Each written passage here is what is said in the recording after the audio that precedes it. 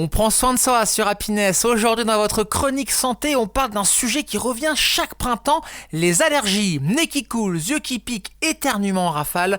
Docteur Florent, médecin généraliste et chroniqueur santé, est présent avec nous. Alors docteur, est-ce que c'est vraiment la saison officielle des mouchoirs ? Clairement, le printemps c'est le réveil de la nature et pour certains, le réveil du système immunitaire en mode un peu trop brutal.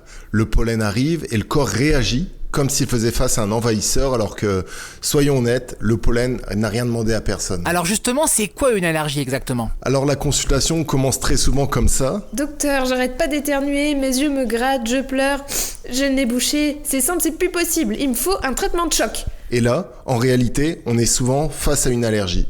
C'est une réaction excessive du système immunitaire face à une substance normalement inoffensive, comme le pollen, les acariens, les poils d'animaux, certains aliments. Le corps se trompe de combat et déclenche une inflammation inutile avec la libération d'histamine, cette substance, comme vous le savez, qui gratte et qui est un signal d'alarme du corps. Du coup, nez bouché, éternuement, démangeaison et parfois de l'asthme. Et comment on fait la différence entre une allergie et un bon vieux rhume ? Très bonne question. Et c'est un grand classique en consultation. Le rhume, c'est plutôt fièvre, fatigue, douleur. Un virus, ça dure plusieurs jours. L'allergie, quant à elle, peut durer des semaines, sans fièvre, avec surtout des éternuements en série, un nez qui coule clair et des yeux qui grattent. Et ces yeux sont rouges. Quand ça revient chaque année à la même période, alors le pollen est souvent coupable. C'est rarement grave, mais très souvent gênant. Alors si on se reconnaît là-dedans, comment savoir à quoi on est allergique ? Il existe plusieurs outils. Le plus connu, ce sont les tests cutanés qu'on appelle les prick tests. Une petite goutte d'allergène sur la peau, une micro-piqûre et on observe la réaction. Un allergologue pourra réaliser ces tests. Dans certains cas, on peut aussi proposer un bilan sanguin qui dose les anticorps spécifiques. Mais attention, on ne fait pas des tests pour voir. Ils doivent être guidés par les symptômes, sinon on risque de traiter des allergies qui ne posent aucun problème. Et alors côté traitement, est-ce qu'on a des solutions ou est-ce qu'on doit subir ? Bonne nouvelle, on ne subit plus. Les antihistaminiques sont très efficaces, comme l'Aerius, le Xyzal, le Zyrtec. Les sprays nasaux, à base de corticoïdes, sont un pilier du traitement. Ils agissent localement, sans danger quand ils sont bien utilisés. Et pour les yeux, des collyres spécifiques peuvent vraiment changer la vie. Des collyres anti-allergiques, antihistaminiques.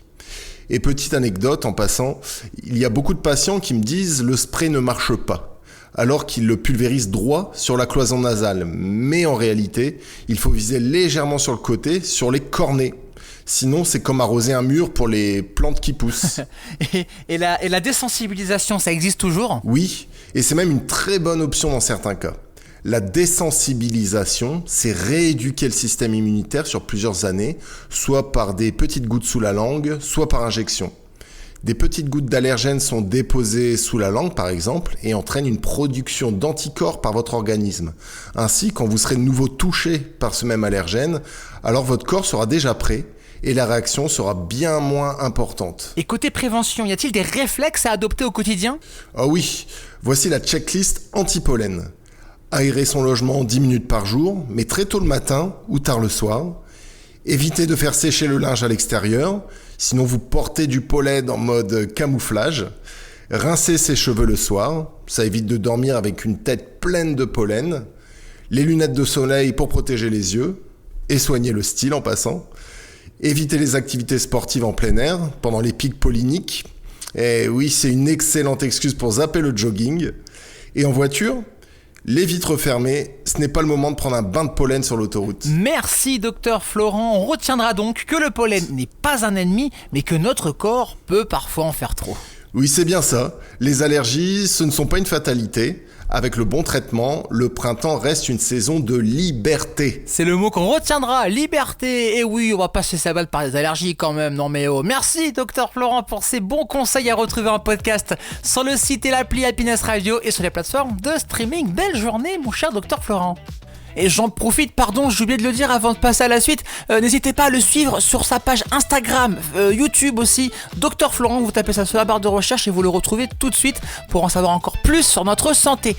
On en saura plus aussi sur vos événements à venir au plus proche de chez vous, c'est quoi dans 5 minutes, dans l'agenda du réveil, c'est juste après ça votre réveil Happiness qui continue en musique tout de suite.